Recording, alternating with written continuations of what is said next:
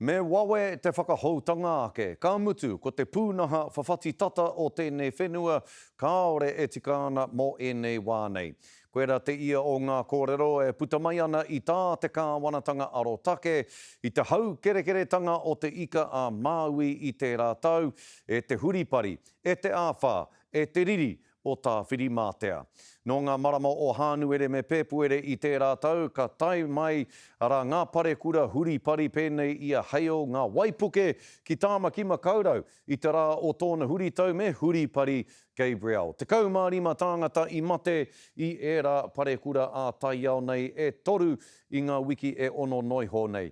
Ko ngā ratonga whawhati tata o Aotearoa nei i raru nui i tēnei tuāhuatanga.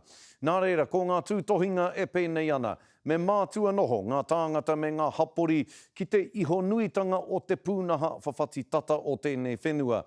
Me tautoko i a rātau ki te mātauranga me te māramatanga i te wā o te parekura tai ao. Me mātua whakatairanga ake hoki i te mahi nui a ngā iwi i te wā o te parekura pēnei i tā ngā iwi whakarite i o tātou marae whāngai hoki i te marea kua pārurenga. Me mātua whakarahi ake i ngā kaimahi me ngā rauemi o te rākau whakamaru, me whakatū whare, rākau whakamaru matua anō ki waho atu i te rohe o te whanganui ātara.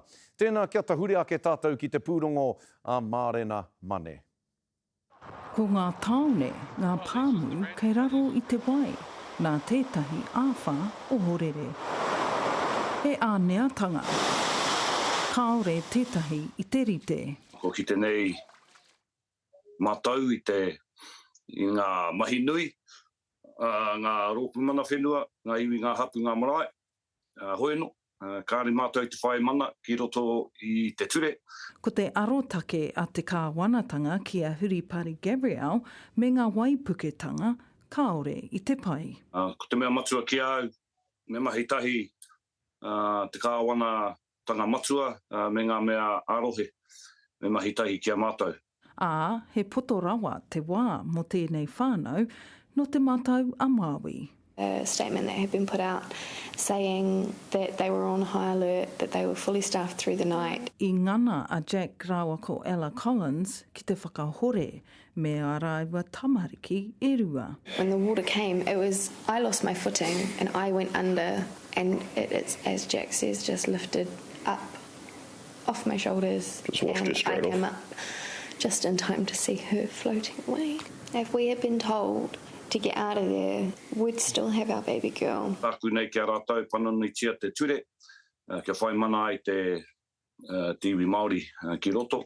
Ko te huanga ake o tēnei aitua, ko te iwi i tū ki te awhi. Mārena Mane, te karere.